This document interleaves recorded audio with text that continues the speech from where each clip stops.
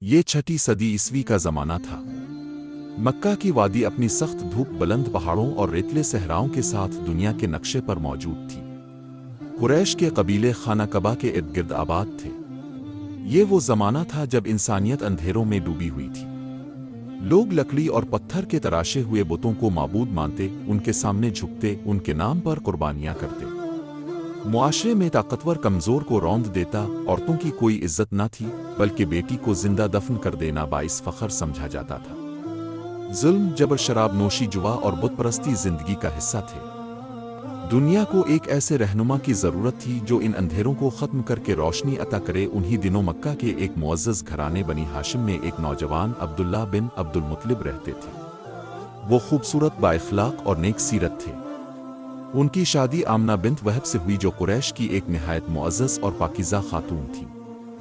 شادی کے بعد زیادہ وقت نہ گزرا تھا کہ عبداللہ تجارتی سفر پر شام گئے اور واپسی کے سفر میں بیمار ہو کر مدینہ کے قریب انتقال کر گئے۔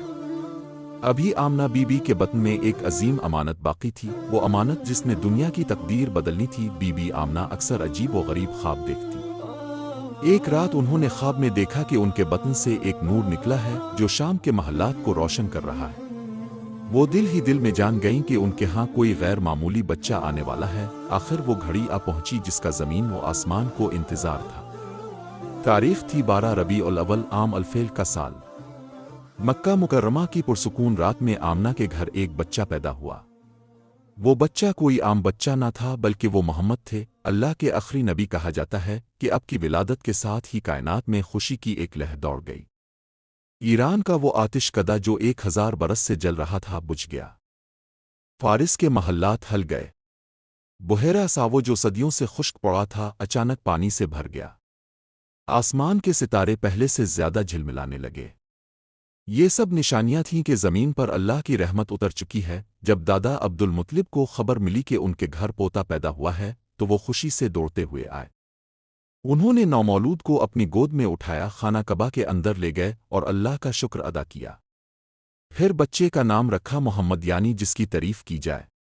عرب میں یہ نام بالکل نیا تھا۔ لوگوں نے حیرت سے پوچھا کہ یہ کیسا نام ہے؟ عبد المطلب نے جواب دیا کہ میں چاہتا ہوں میرا پوتا زمین پر بھی تعریف کے لائق ہو اور آسمان پر بھی۔ محمد یتیم پیدا ہوئے تھے۔ والد کا سایہ پیدائش سے پہلے ہی اٹھ گیا تھا، اس لیے ان کی پرورش کی ذمہ داری دادا عبد المطلب اور بعد میں چچا ابو طالب نے سنبھالی۔ عرب میں یہ رواج تھا کہ بچے کو صحرا کی عورتوں کے سپرد کیا جاتا تاکہ وہ صاف ہوا میں پلیں اور فصیح زبان سیکھیں۔ اسی روایت کے تحت رسول اللہ کو حلیمہ سعدیہ کے حوالے کیا گیا۔ حلیمہ سعدیہ کا گھر غربت کا شکار تھا۔ ان کی سواری کمزور تھی، اونٹنی کا دودھ خشک ہو چکا تھا، بکریاں کمزور تھیں۔ لیکن جو ہی انہوں نے محمد کو اپنی آغوش میں لیا، برکتوں کا نزول شروع ہو گیا۔ ان کی اونٹنی کا تھن دودھ سے بھر گیا، بکریاں خوب دودھ دینے لگیں اور گھر میں خوشحالی آ گئی۔ قبیلے کے لوگ حیران رہ گئے اور کہنے لگے کہ یہ بچہ برکت والا ہے۔ یوں وہ بچہ جو مکہ کی ایک یتیم گود میں پیدا ہوا تھا، حقیقت میں دنیا کی تقدیر بدلنے والا تھا۔